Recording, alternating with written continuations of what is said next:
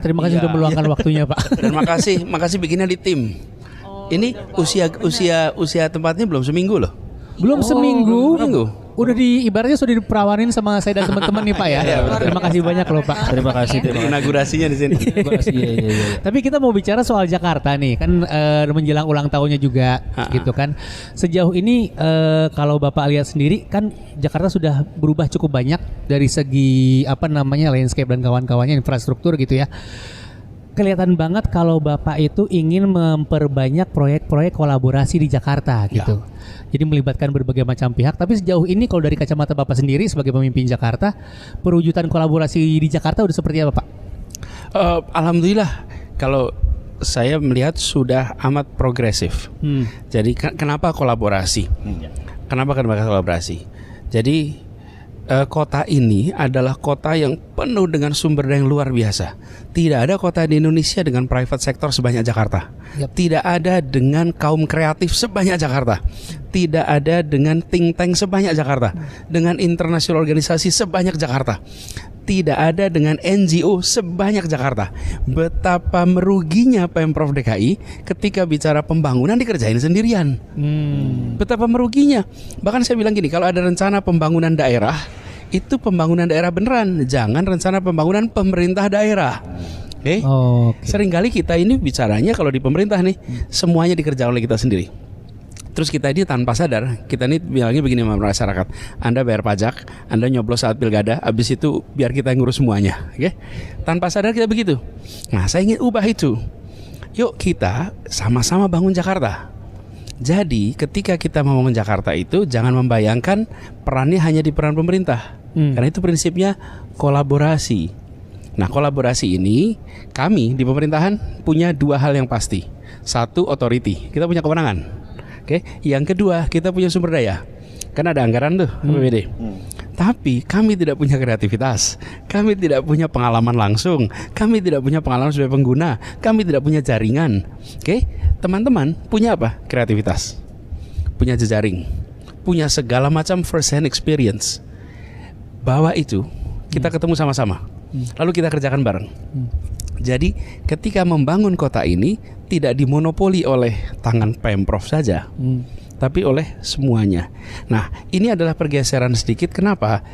Dulu itu maksudnya 30 tahun yang lalu, 40 tahun yang lalu, masyarakat kita memang belum maju, belum berkembang, yang terdidik belum banyak, NGO belum banyak, think tank belum banyak, maka perannya ya pemerintah yang paling besar. Sekarang itu yang namanya non pemerintah, jumlahnya perannya luar biasa. Jadi kami melihat kalau Jakarta mau maju, maka tampung, ajak semua untuk kerja bersama. Dan kolaborasi ini beda dengan konsultasi. Kadang-kadang gini, pemerintah udah kolaborasi, udah bikin apa? Bikin forum konsultasi. Itu mah konsultasi. Kita tanya apa pendapatnya, terus tetap kita yang ngerjain. Kalau kolaborasi itu dikerjakannya bersama-sama. Jadi kolaborasi itu kami sebagai kolaborator, masyarakat sebagai co-creator. Jadi masyarakat pun bekerja. Dan ini diterjemahkan, saya bisa kepanjangan nih ngomongnya ya. Nggak apa-apa Pak. Ini terjemahkan bukan semata-mata pada kolaborasi yang sifatnya non-program. Bahkan sampai sistem pengadaan barang dan jasa di Jakarta itu kita mengadopsi sistem kolaborasi di mana masyarakat itu dibiayai oleh pemerintah untuk mengerjakan yang dikerjakan oleh pemerintah. Dan kita satu-satunya provinsi di Indonesia yang menggunakan mekanisme itu. Kan biasanya misalnya nih perbaikan kampung, jalanan di kampung, gang di kampung, apa sih yang bisa kita kerjain? Dinas dikirim, dinas perbaiki, selesai perbaiki, dinas pergi, terus selama perbaikan masyarakat nonton. Biasanya menonton. So ini kurang itu betul. Terus sesudah jadi yang ngerjain nggak merasa punya tanggung jawab penuh, masyarakatnya nggak merasa dilibatkan, nggak merasa memiliki. Sekarang kita ubah, itu ada tipe pengadaan barang jasa tipe 3 namanya. Itu di mana kita memberikan dana itu kepada RT atau RW atau kelompok masyarakat. Lalu mereka yang membangun dengan kami memberikan standarnya, speknya dan mengawasi. Apa yang terjadi? dibangun lebih bagus daripada bikinan kita. Oh, karena ada Ini jalan depan rumah dia, ini jalan kampung dia. Bahkan gini, semennya ditambah, ya. batunya ditambah, hiasannya dibagusin. This is my gang, oke? Ini gang saya nih, gitu. This is my gang. It's better be good, gitu. Kalau dulu dia nonton, nah that's not collaborative. This is collaboration. Jadi kolaboratif itu bukan kemudian konsultasi, diundang warga, Bapak Ibu kepengennya gangnya gimana? Oh, saya kepengennya A, B, C. Itu namanya konsultasi. Kalau kolaborasi kerjain bareng-bareng. Teman-teman lihat gak signage di halte-halte bis kita? Itu kan bagus tuh signage-nya. Siapa yang bikin? Bukan kami, maaf nih. Betul. Kami ngobrol dengan anak-anak muda. Namanya FDTJ, Forum Diskusi Transportasi Jakarta. Mereka tuh anak-anak profesional yang punya pekerjaan, tapi kalau after office hours mereka diskusi soal transportasi Jakarta. Nah, kami engage mereka. Mereka lah yang membuat peta itu. Petanya mereka yang bikin. Kami yang mencetak, kami yang masang, kami yang gedein. Dan kami selalu bilang, itu mereka yang bikin, terima kasih. We are not taking their credits. Kreditnya ke mereka. Makanya saya juga ceritain, ini bikinan mereka loh. Dan terima kasih sama mereka, karena mereka yang bikin map Jakarta. Sekarang kalau ke halte manapun, sampai di halte itu kita tahu, saya berarti halte ini kalau mau ke Cengkareng pakainya rutenya di sini, pindahnya di mana aja. Kalau mau ke Tanjung Priuk, pindahnya kemana aja. Dulu kalau datang ke halte, asumsinya kita punya kompas di kita ini. Okay? Seakan-akan kita tahu semua rute di Jakarta. Berdiri di situ, berdoa mudah-mudahan sampai, gitu kan? Betul. Terus kalau ada orang asing datang ke halte, dia nggak tahu mau naik yang mana. Betul. Terus harus tanya pada siapa. Dan kalau Jakarta ini, kalau kita tanya sama orang lain di halte, belum tentu orang itu lebih tahu dari kita. Betul. Benar kan? Betul. Terus kita gimana mau bilang kita kota global gitu, kalau kita tidak merancang kota ini untuk sebuah aktivitas yang level global. Nah, sekarang gini, kita terus terang aja nih, kalau kita di pemerintahan yang menyiapin itu belum ada. Ya kita reach outside. Mereka-mereka yang punya kreativitas, yang punya inovasi, yang tadi yang punya network, yang punya first hand experience. You share us, kami punyanya authority, kami punya sumber daya. Kan nggak bisa masang di halte-halte itu teman-teman semua. Tapi kalau DKI kan boleh. Vandalisme Pak. Vandalisme kan? Kita boleh itu. Exactly. Kita kerjain. Terus nggak mungkin teman-teman bisa nyetak gambar gitu di semua halte. That's us. Nah, jadi itulah spirit kolaborasi in action. Jadi kolaborasinya itu bukan dalam artian seremonial. Kita udah terlalu sering ada namanya gerakan itu seremonial. Ini bahasa lainnya movement. Bahasa lain movement. Governing as movement. Pemerintahan sebagai sebuah gerakan. Karena melibatkan semua. Dan perasaan tanggung jawab ada pada semua. Kalau program itu urusannya pemerintah, kami nonton. Tapi kalau movement semua terlibat. Saya bisa terus lagi tapi kepanjangan. Minta maaf. Singkat dulu. Justru karena penjelasan Bapak yang cukup lengkap gitu ya, kami juga jadi tertarik sekali untuk ikut kolaborasi membangun Jakarta, Pak. Jadi kalau butuh ada konsultansi atau mungkin urusan public speaking, kita bisa dengan sangat bisa masuk barangnya ya. Gitu Pak maksudnya. Jualannya di on-air nih ya.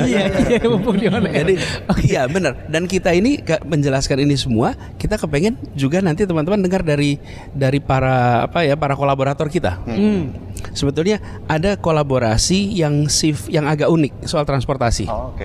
Itu kolaborasi juga. Jadi teman-teman pernah mendengar Jaklingko? Ya, Jaklingko itu kan kita mengintegrasikan sistem transportasi di Jakarta. Waduh, ini saya ingat nih pertemuan pertama kali sama para operator itu. Operator kendaraan umum. Kan ada macam-macam tuh, ada yang ukurannya tengah seperti Kopaja, Mikrolet gitu ya, itu yang bukan Mikrolet, Metro Mini. Terus Mikrolet ada macam-macam tuh jenisnya. Itu waktu pertemuan pertama, aduh ampun galaknya, bener-bener semua datang bulan Maret kalau saya 2018. Mereka itu bilang, Pak Gubernur, pertama terima kasih diundang. Ini pertama kali kami diundang. Saya gini, kalau udah pertamanya bilang pertama-tama terima kasih, kayak tunggu nih keduanya apa nih gitu kan. Pasti keduanya berat nih gitu. Habis itu baru mereka bilang, selama ini Anda tidak fair. Anda regulator dan Anda operator. Oke? Kami operator. Kami harus berkompetisi dengan pemerintah. Karena Anda operator juga. Terus Anda regulator. Kan conflict of interest. Jelasin lah macam-macam. Kami nggak bisa ganti rem, nggak bisa ganti kampas rem, nggak bisa ganti kopling karena biayanya ditekan segala macam lah. Dengerin aja gitu. Sudah selesai. Saya bilang Bapak Ibu semuanya, kita mau bikin transportasi sama-sama yuk. Let's collaborate. You have first hand experience, we have authority, we have resources. Yuk kita kerja bareng. Kami di DKI akan menjadi off taker yang beli. Jadi kalau dulu kan kendaraan-kendaraan umum itu terima pembayaran dari penumpang kan? Sekarang kita ubah. Mobil-mobil Anda kami yang bayar per kilometer. Jadi nggak per penumpang, per kilometer. Anda dalam satu hari harus muter 90 sampai 110 kilometer. Anda muter aja tuh, penumpangnya sedikit atau banyak muter aja. Sama aja pokoknya ya. Karena kami bayar per kilometer. Betul. Nah kemudian penumpang membayarnya ke kami per 3 jam. Dia bayar tap, selama 3 jam dia bisa pindah apa saja tanpa pembayaran tambahan. Jadi selisihnya namanya subsidi. Kan kita harus bayar ke mereka per kilometer, masyarakat bayarnya ke pemerintah per 3 jam.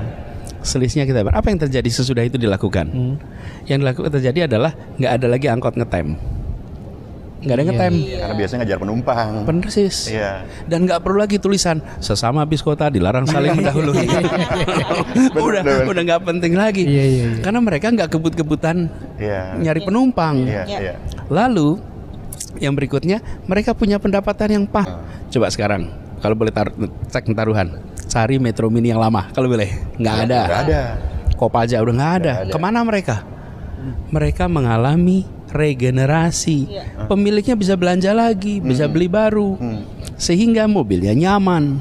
Jadi mobil nyaman itu bukan karena kita minta saja, tapi mobil nyaman itu karena sistemnya, kerjasamanya membuat mereka bisa upgrade.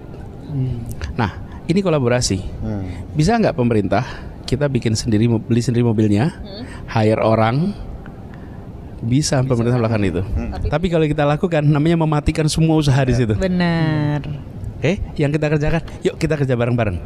You are service provider, kami off taker. Kita kerja kolaborasi, dan 25 lebih operator itu hidup terus sekarang.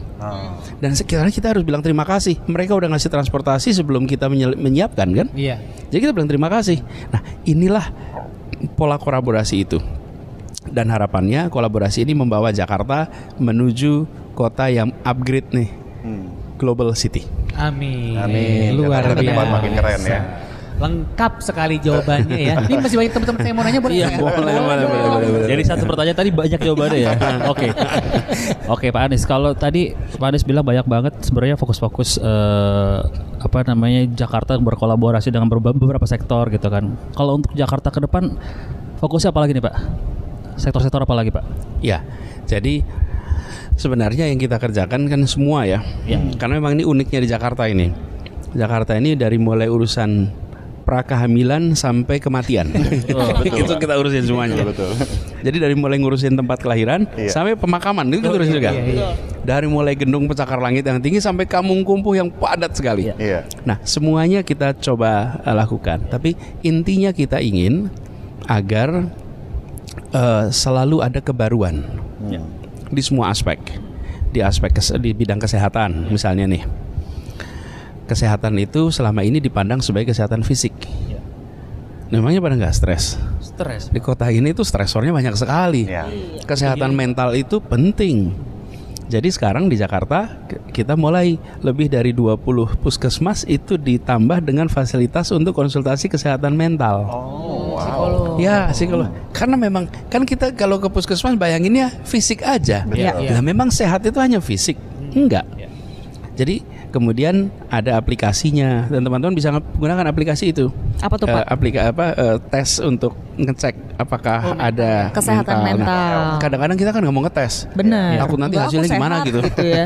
Padahal kan kesehatan mental itu penting. Betul. Iya. Ini contoh kesehatan. Kemudian kita masuk kepada misalnya perumahan. Ya. Perumahan di Jakarta ini banyak sekali kampung-kampung yang padat, kumuh. Bahkan banyak kampung-kampung yang mereka dulu mengalami eviction atau penggusuran Ya. yang harus kita bangun ulang. Nah, kebaruan itu dilakukan di sini. Biasanya pemerintah datang dengan rencana, taruh ketemu masyarakat, sosialisasi, oke? Ya. Masyarakatnya diberitahu, nih kami akan mengerjakan A, B, C, D, F, G. Ya. Kalau sekarang enggak, namanya ada bukan konsultasi, kerja bersama. Jadi CAP, Community Action Plan. CAP itu masyarakat yang ada di kampung itu. Satu masyarakat, yang kedua kita undang ahli, yang ketiga dari unsur pemerintah, yang keempat fasilitator diskusi. Kumpul sama-sama, mau diapain kampungnya. Lalu mereka ngasih masukan, mereka ngasih rencana, sesudah itu dikerjakan sama-sama. Ada lebih dari 20 kampung kumuh padat di Jakarta yang mengalami transformasi menjadi kampung yang sehat. Kampung itu khas Indonesia. Iya. Bahkan bahasa Inggris pun diadopsi jadi kampung. Kampung ya benar. Kan betul kan? Karena mereka tidak punya fenomenanya, maka tidak punya kosakatanya gitu. Iya. Jadi kita jangan menghilangkan kampung, yang dihilangkan itu kumuhnya. Nah, itu ditata. Kemudian proses pembangunannya pun bersama-sama dengan masyarakat yang saya tadi ceritakan. Polanya kolaborasi. Jadi kami ingin ke Jakarta itu dibangun sebagai kota yang terus-menerus melakukan pembaharuan. Lalu kita ingin juga Jakarta menjadi kota yang bersatu. Masyarakatnya merasa ada perasaan kebersamaan. Kadang-kadang kita ini pidato persatuan, tapi nggak nyiapin action plan-nya. Orang Jakarta nih punya 3 ruang. Ruang pertama di rumah, ruang kedua di tempat kerja, ruang ketiga itu ruang bersama yang di antara keduanya. Ada di mall, ada di kafe, ada di tempat-tempat kita hangout nih. Itulah ruang ketiga. Selama ini ruang ketiga itu disiapkan oleh private sector. Oke, pemerintah nggak nyiapin ruang ketiga dengan benar. Karena itu kami dorong nih, kami bangun taman banyak sekali, supaya di taman itu mereka merasakan kesetaraan. Dan konsep tamannya diubah. Kalau bahasa Indonesia taman itu 1. Kalau bahasa Inggris 2. Garden, park. Oke. Garden itu untuk apa? Untuk ditonton.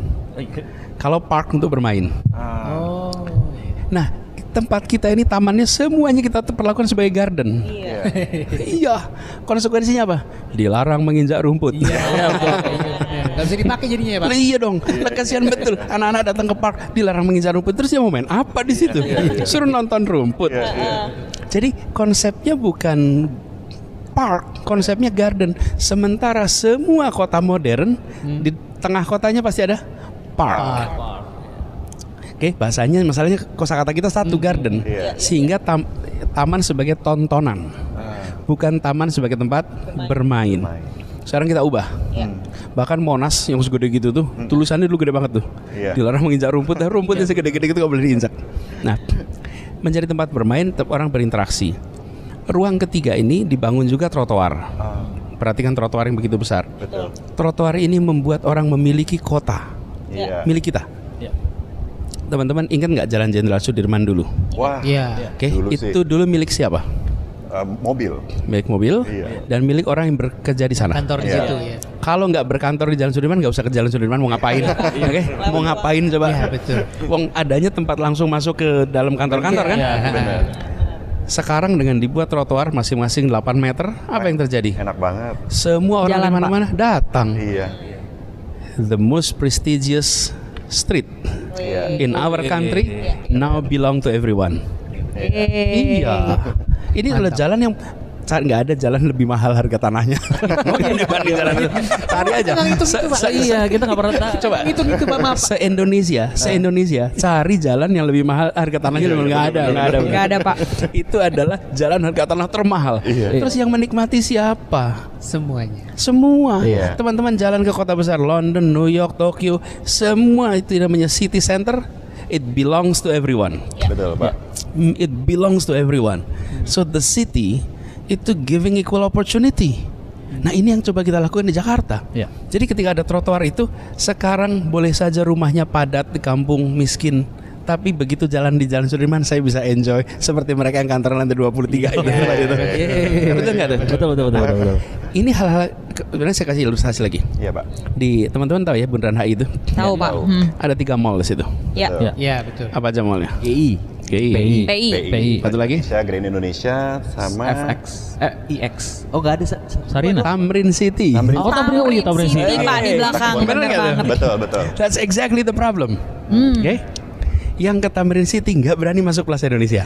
Oke? Iya. Yang ke GI sama Plaza Indonesia nggak pernah mau masuk Tamrin City. Iya. You don't even remember. Beda kayaknya ya. Kita bahkan nggak nganggap mall itu ada. Kenapa? Karena kita tengah atas nih yang pada kesini. Iya. Oke? Lah bayangkan coba rakyat Jakarta dimasukkan ruang ketiga yang dibagi-bagi berdasarkan segmen status sosial ekonomi. Yang ekonominya tengah bawah ke Tamrin City, Iya. oke? Nggak berani ke Plaza Indonesia. Coba aja cek, Iya. oke? Yang ke Plaza Indonesia nggak berani ke sana. Terus we're talking about unity in this land, Iya sih. nggak bisa. Benar-benar. Kita bicara persatuan di kota ini, gimana kita bikin persatuan ketika kumpul saja dibagi-bagi? Iya. Betul. Nah, jadi tugas kita bikin perasaan kebersamaan itu Ya. dengan ruang ketiga yang setara. Ruang ketiga yang nggak membuat orang masuk dengan terintimidasi. Saya pakainya harus cocok ya kalau kesini nih. Iya. Harus pakai sepatu nih kayaknya. I may be a stranger di situ. Orang. Iya, malu nanti malu. Kenapa? Karena ruang ketiganya itu ruang ketiga yang udah disegmentasikan. Ya. Kalau ke GI kira-kira pakainya begini, kalau ke Plaza Indonesia kira-kira begini, kalau ke Tamrin City begini nih. Oke, ini ilustrasi saja betapa ruang ketiga kita itu tidak mempersatukan. Tapi begini, jangan sampai nyalain private sector. No. Private sector itu setiap usaha harus punya segmen yang mau ditarget. Betul. Iya. Teman-teman juga kan bikin radio ada segmen-segmen ya kan? Iya. Betul. Kan yang nggak pakai segmen itu namanya RRI bukan? Oh iya. Iya. Pokoknya kalau bikinan negara nggak boleh pakai segmen. Tapi kalau swasta ya pakai segmen. Iya. Nah masalahnya ruang ketiganya negaranya tidak step in. Nah sekarang kita coba step in. Terus yang berikutnya transportasi umum. Ini ruang ketiga yang kita bangun. Iya. Kenapa sih transportasi umum itu ruang ketiga? Karena transportasi umum itu dibangun untuk membuat perasaan setara. Nggak ada bisnis kelas, nggak ada ekonomi kelas, Iya. nggak ada VIP, nggak ada reguler. Betul. Berdirinya sama, Ya. mau CEO kek, mau pengangguran kek, Iya. mau pejabat tinggi, tak punya jabatan, antrinya sama, tabnya sama, semuanya posisi sama. Nah, pengalaman berada di dalam ruang ketiga yang menyetarakan itu kebaruan yang ingin kita bangun di Jakarta. Wow. Oh. Dampaknya mungkin nggak bisa terasa sekarang. Iya. It takes time. Tapi ini akan membuat kita punya perasaan Iya. bahwa kota ini maju, kota ini setara. Ya. Iya. Izin Pak bertanya mengenai Jakarta kota global Pak Anies. Ya. Karena banyak orang yang memang bisa dikatakan kita merasa beruntung ya dengan pemimpin seperti Pak Anies yang berwawasan global, dari muda sudah pernah ikut pertukaran pelajar ke Amerika kalau nggak salah Iya, Pak ya. betul. Kemudian juga mengenyam pendidikan, lalu banyak berkunjung ke berbagai kota di dunia. Lalu Jakarta Pak sebagai kota global itu dari sudut pandang Bapak, satu, definisinya seperti apa? Kemudian yang kedua, ketika disandingkan dengan kota-kota lain di dunia itu seperti apa Pak? Ya. Makasih Uli. Jadi gini, kita ini sekarang sudah menjadi kota besar yang sangat berpengaruh di Indonesia. Ya. Jakarta ini kontribusinya pada ekonomi Indonesia itu kita sekitar 17-18%, kira-kira segitu. Wow. Jadi kalau Jakarta kontraksi, se-Indonesia ngerasain. Tapi kalau Jakarta ekspansi, se-Indonesia juga merasakan. Ya. Kemudian secara ukuran, kita ini sekarang adalah kota terbesar di belahan selatan bumi. Oke. Itu kota terbesar namanya Jakarta. Iya. Jadi kita di dalam radar dunia itu, kita dipandang sebagai salah satu kota besar. Nah, Yang disebut sebagai, yang kami bayangkan kota besar adalah kota di mana siapapun yang mengunjungi kota global, dia akan menemukan kebiasaan masyarakat yang modern, yang maju. Masyarakatnya. Kemudian yang kedua, ketemu dengan fasilitasnya yang setara satu sama lain. Kemudian bertemu dengan aktivitas-aktivitas yang juga menggambarkan masyarakat global. Lalu ada lingkungan yang memang setara dengan kota-kota global. Nah, kami coba, salah satu indikasinya adalah apakah Jakarta ini sudah memiliki fasilitas yang setara dengan kota global dunia. Ahli bicara kota, tapi salah satu indikator paling sederhana, sebuah kota disebut maju modern ketika masyarakatnya menggunakan kendaraan umum untuk kegiatan sehari-hari. That's modern city. Betul, Pak. Itu sebabnya kita kemarin genjot betul transformasinya dari kendaraan pribadi ke kendaraan umum. Dan buat informasi aja, di 2016 jumlah penumpang kendaraan umum per hari itu 350.000. Sekarang 1 juta. Wow. Naik 3 kali lipat. 3 kali lipat ya Pak. Ya. Itu sesudah Jaklingko tadi tuh. Iya, Pak. Kan masyarakat kemudian sekarang kalau naik angkot nggak ngetem. Kalau misalnya berangkat, bahkan sekarang angkotnya sebagian udah pakai AC. Pindah-pindah gampang. Lalu jangkauannya. Dulu jangkauannya itu di bawah 40%. Sekarang 82% wilayah Jakarta, anywhere in Jakarta you'll find public transport. Jalan 500 meter pasti ketemu halte. Anywhere in the city. Nah, kemudian yang ketiga adalah efek dari terintegrasinya ini, maka jumlah penggunaan kendaraan pribadi di jalan raya mengalami pengurangan. Jakarta itu di tahun 2017 kita dinobatkan sebagai kota termacet di dunia. Nomor 3, nomor 4 sedunia. 2018 kita turun menjadi nomor 7. Nomor 7, oke. 2019 kita turun jadi nomor 10. Wow. Oke, trennya turun kan? Betul, Pak. Oke, 2020 kita turun menjadi nomor 32. Wow, drastis ya. Sekarang kita nomor 46. Wow. Sedunia. Keren. So we're dropping. Iya. In the top 10 is good for anything else but traffic jam. Iya benar. Jangan yang itu jangan ya. You want to be on the top 10 on bener. everything else but traffic jam. Traffic jam kita mau keluar 10 besar. Nah, kalau turunnya itu hanya di tahun 2020, itu karena pandemi. Tapi kalau ini trennya dari 3 jadi 7, jadi 10, jadi 32, jadi 46, itu gradual, dan ini bukan prestasi gubernur. Ini adalah prestasi seluruh warga. Karena yang menurunin traffic kan bukan mobilnya gubernur. Kan mobilnya semua orang. Jadi nggak usah khawatir untuk bersyukur soal ini. Kadang-kadang aduh ini kan karena gubernurnya Anies, nanti Anies dapat kredit. No. Kreditnya bukan ke Anies, kreditnya kepada seluruh warga Jakarta. Karena yang nurunin transportasi pribadi itu adalah kita semua. Nah, ini kita harus teruskan.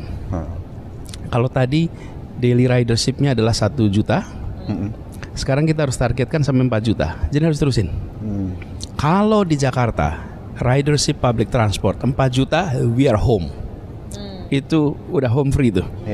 Kita mencapai target. Terus yang kedua, saya bilang sama jajaran semua, disebut sukses public transport kita bila ekspat pakai kendaraan umum.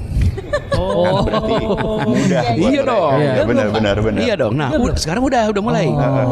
Anda boleh lihat sekarang. Ekspat sudah mulai sebagian naik kendaraan umum. Masih jarang. Masih jarang tuh maksudnya ada, belum banyak. Tapi kalau para ekspat sudah pakai kendaraan umum, we are global city. Guarantee. Jadi kita ini di dalam membangun itu urusannya banyak sekali. Saya sebagai yang bertugas di sini harus rumuskan itu di dalam perintah yang sederhana, dalam perintah yang mudah dipahami, dalam perintah yang mudah untuk dieksekusi. Jadi transportasi tadi yang rumit itu, saya bilang satu kata kunci, integrasi. Integrasi ya Pak. Kota modern, global, transportasinya pasti terintegrasi. Naik kendaraan dari mana saja bisa pindah kemana saja. Bisa antar moda juga. Berarti. Bisa antar moda. ngomong integrasi, teman-teman tahu M Block ya? Pasti tahu lah semua proses itu. Dulu kan di M Block itu ada perempatan tuh, CSW. Ingat gak dulu? Ada busway di atas barat timur, ada MRT utara selatan. Dibangunnya sama-sama oleh DKI dua-duanya. Nyambung nggak? Nggak nyambung. Kebayang nggak kalau orang dari Kebayoran Lama mau ke Jalan Sudirman, itu kalau naik Transjakarta, dia mau nggak turun di situ? Nggak bisa, tangganya itu. Betul. Luar biasa. Iya. Jadi transportasi umum kita tuh dibangun tapi tidak terintegrasi, nggak nyambung. Jadi nggak bisa transfer. Nah kalau nggak bisa transfer, nggak ada yang pakai kendaraan umum. Karena it's disconnected. Yang kita bangun kata kuncinya satu, integrasi. Nah sekarang kalau ke sana udah ada sambungan itu. Ya teman-teman bisa lihat di situ. Jadi ciri kota modern salah satunya adalah transportasi umum yang terintegrasi. Lalu ada satu lagi yang nggak kalah penting. Kota yang bisa menarik global talent. Global talent ya. Global talent. Dari seluruh dunia berarti. Seluruh Pak. dunia. Jadi kita ini harus bisa menjadi sebuah tempat di mana kita mewarnai dunia. Jangan kita diwarnai dunia terus. Untuk bisa mewarnai dunia, kita juga bisa menjadi kota yang semua mau datang ke kota ini. Salah satu faktor penting buat mereka adalah lingkungan hidup. Mereka mau tinggal di tempat yang lingkungan hidupnya baik, tempat yang suasananya aman, damai. Nah itu yang harus kita bangun di Jakarta. Jadi Uli, itu jawaban panjang atas pertanyaan singkat tadi. Terima kasih Pak Anies, penjelasannya menarik banget. Jadi kita bisa berbangga nih Pak sebagai global citizen ya kalau kita warga Jakarta. Minggu-minggu ini, bulan-bulan ini sebagai yang lahir dan besar di Jakarta Pak, saya senang banget di bulan-bulan ini Pak, karena sama-sama kita akan merayakan hari ulang tahun DKI Jakarta tahun ini yang ke-495. Rasanya semuanya mengalami Pak, merayakan juga baik dari kita semua, ojek online yang bolak-balik nganterin penumpang ke PRJ, mungkin Pak Jakarta Fair turut merayakan. Temanya yang tahun ini diangkat dengar-dengar adalah Jakarta Hajatan Pak. Nah mungkin boleh dijelaskan nih Pak ke warga semua, Jakarta Hajatan itu apa aja, terus kolaborasi yang diangkat di dalamnya Pak. Ya, makasih Cindy. Jadi Jakarta Hajatan itu kalau bahasa globalnya Celebrate Jakarta. Yes. Jadi ini merayakan Jakarta, dan perayaannya di masyarakat Betawi namanya Hajatan. Karena itulah kita menggunakan istilah Jakarta Hajatan. Dan ini kedepannya nanti kalau kita bulan Juni kita akan sebut sebagai bulan Jakarta Hajatan. Sebagai Jakarta kita celebrate Jakarta. Nah di situ ada 3 hal yang mau kita kerjakan, kita gaungkan. Satu adalah tadi yang disebut kolaborasi. Yang kedua adalah akselerasi, percepatan atas yang kita kerjakan. Yang ketiga adalah elevasi. Elevasi itu kan menaikkan derajat kita. Jadi kita ingin semangat kolaborasi itu muncul di seluruh masyarakat. Jadi jangan sampai perayaannya itu dirayakan oleh pemerintah, dihadiri oleh pemerintah dan ditepuk tangani oleh pemerintah. Kurang meriah ya Pak. Harus semuanya. Benar. Semuanya. Kita tuh udah terlalu sering kalau yang namanya acara pemerintah itu kita yang nyiapin, kita yang tepuk tangan sendiri, gitu, kita yang senang sendiri. Nah kita kepengen ini menjadi perayaan warga. Jadi karena itulah Hajatan dan seluruh masyarakat dengan segala macam aktivitasnya. Nah Pekan Raya Jakarta tentu itu bagian dari tradisi kita ya. Jakarta Fair, dan alhamdulillah tahun ini Jakarta Fair sudah bisa dibuka lagi. Betul. Kemudian yang kedua adalah akselerasi. Ini adalah periode di mana kita mempercepat pembangunan itu. Tadi kita ngomong soal trotoar nih. Betul. Lebih dari 340 km dibangun dalam 4 tahun ini. Wow. Jadi yang kelihatan memang di Jalan Sudirman. Tapi sebenarnya depan sini Cikini trotoar, Kasablanka trotoar. Di lebih dari 340 km. Karena percepatan itu. Transportasi juga percepatan, renovasi untuk kampung juga percepatan. Jadi kita ingin melakukan akselerasi ini terus-menerus. Dan yang ketiga elevasi. Yang kita ingin dorong Jakarta standarnya lebih tinggi. Kalau untuk masyarakatnya saya rasa sudah. Lihat aja industri radio kita dibandingkan industri radio dunia udah setara kok. Betul kan? Jangkauannya, topiknya, influence-nya udah setara. Yang harus kita dorong adalah kita yang di pemerintahan dan pelayanan masyarakat itu setara dengan dunia. Dan kemarin ketika masa pandemi kita mengalami percepatan itu semua. Betul-betul percepatan semua. sekarang ini semua pelayanan didigitalkan. Hampir semuanya, Anda ngurus apapun bisa dilakukan secara digital. Jaki, bahkan aplikasi Jaki itu super apps, itu diakui sebagai aplikasi terbaik di Asia Tenggara. Wow. Kita ini kalau ngalahin kota-kota lain biasa, tapi ngalahin Singapura itu dari sangat luar biasa. Kalau kita menang lawan Singapura boleh kalau gitu, boleh. Dan kita emang harus begitu. Kita harus tempatkan Jakarta ini bukan hanya at par, kita bisa lebih tinggi dari kota lain. We can deliver better. Nah, jadi eskalasi itu di situ. Bahkan tadi saya cerita transportasi ya. Jakarta ini awal tahun kemarin kita ditempatkan sebagai kota penerima Sustainable Transport Award. Wow. Nomor 1 di dunia. Kita menang nomor 1 di dunia. Itu bukan karena transportasi umum kita sekarang sudah terbaik di dunia, belum lah. Tapi di antara semua kota di dunia, perubahan transportasi umum terbesar adalah di Jakarta. Drastis ya Pak. Jadi yang dinilai itu deltanya, perubahannya. Tidak ada kota lain yang mengalami reform transportasi umum sebesar Jakarta. So we beat the world. Ya, we beat the world. Jadi ketika kita bicara eskalasi itu, kita berada di dalam radar global. Ini kota ini adalah kota penting dunia yang sekarang orang pada belajar ke Jakarta. Tentang reform yang kita, jadi tema kita 3 itu. Kolaborasi sudah jelasin, kemudian akselerasi, percepatan, sama elevasi. Itulah kira-kiranya. Seru banget dari tadi udah ngobrol-ngobrol sama Pak Gubernur Bapak Anies Baswedan yang hari ini healthy, happy, dan hectic. Wah. Betul. Jadi kalau itu udah anak muda zaman sekarang udah 3H tuh ya, Triple H sekarang. Apalagi di Jakarta Pak ya. Sekarang udah balik lagi WFO juga, orang-orang hecticnya makin hectic Pak. Nah, dalam rangka ulang tahun Jakarta yang ke-495 tahun nih Pak, dari Pak Anies Baswedan sendiri ada nggak pesan dan harapan untuk DKI Jakarta, tapi juga untuk warganya nih? Gini, kita berharap bagi semuanya, mari jadikan kota ini seperti kanvas tempat kita melukis. Bikin karya, bikin terobosan, bikin kebaruan di bidang apapun. Dan jangan membayangkan kita hanya sebagai warga Jakarta. Jadi Danto ya misalnya, Anda adalah warga Jakarta. Misalkan Pak ya. Misalkan. Iya, nggak apa-apa. Karena bukan Pak. Warga Depok. Saya numpang kerja Pak di sini. Nanya gitu sih Pak. Iya. Kan misal tadi. Nggak apa-apa. Misal aja Pak, boleh. Misal. Ya. Tapi tulisannya bagus kok. Aman. Jadi Danto ini Anda warga Jakarta. Anda warga Indonesia. Sama satu lagi Anda warga dunia. Nah, ini harus ada nih. Jadi setiap kita itu sadar we are citizen of the world, oke? Apapun yang kita kerjakan jangan hanya bagus di level nasional, harus hebat di level dunia, harus. Dan itu siapa yang ngerjain? Warga Jakarta. Jadi begitu di sini ada kreativitas yang bisa membawa nama baik Indonesia. Jadi bukan cuma nama baik Jakarta. Kalau nama baik Jakarta kan level nasional, tapi level dunia. Jadi saya membayangkan kami di pemerintahan menyiapkan dukungannya.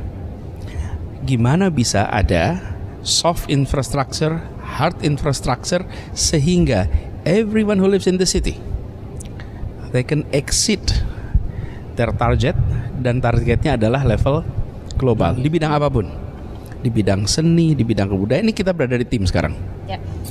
Wah, ini keren banget sih Pak. Keren kan? Banget. Nah, keren. Kenapa kita bikin? Kenapa kok kita bilang, wah ini keren? Karena tadi kita nggak bikin Taman Ismail Marzuki untuk menjadi tempat yang mengagumkan di Indonesia. Kita ingin Taman Ismail Marzuki itu mengagumkan dunia. Biarkan ketika mereka lihat Taman Ismail Marzuki, this is a world class art center. This is a world class cultural center. Bikin stadion, jangan cuma bikin kagum Indonesia, bikin kagum dunia. Jadi Jakarta International Stadium. Orang begitu lihat itu, oh iya ini sih memang pantas ngalahin stadion di Spanyol, ngalahin stadion di Inggris. Jadi ketika kita mencoba, jadi kalau ditanya harapan teruslah itu. Targetnya dunia.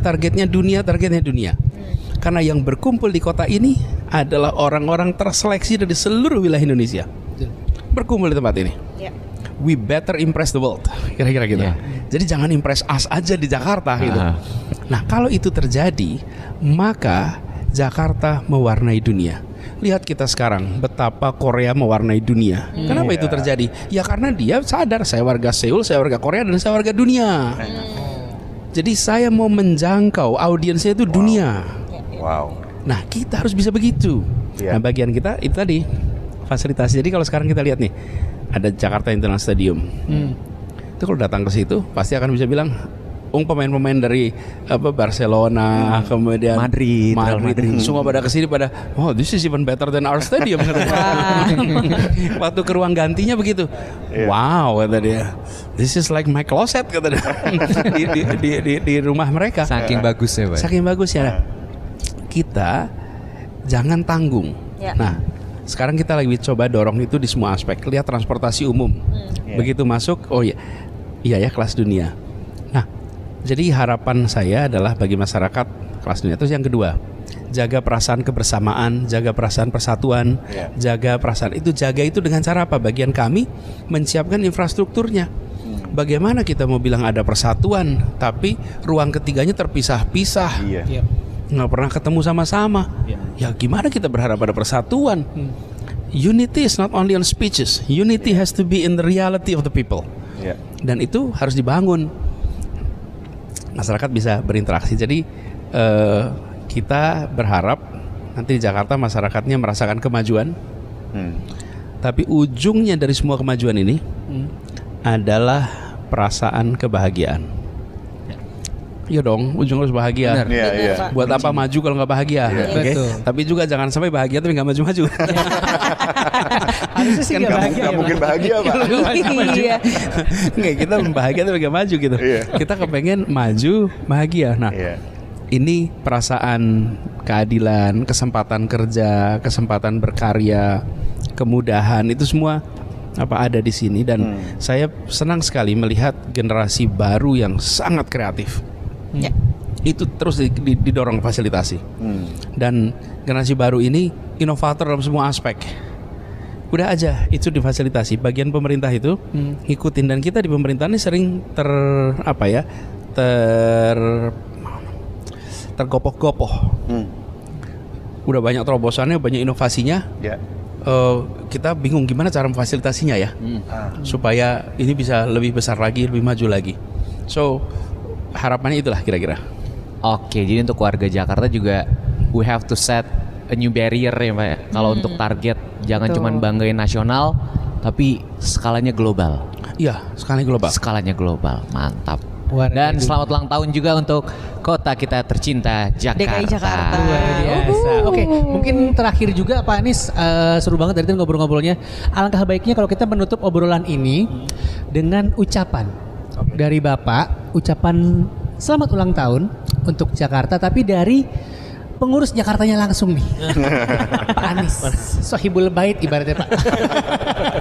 Betawi bener. Silakan Pak kalau gitu Pak. Selamat ulang tahun untuk Jakarta. Jakarta hajatan tahun ini.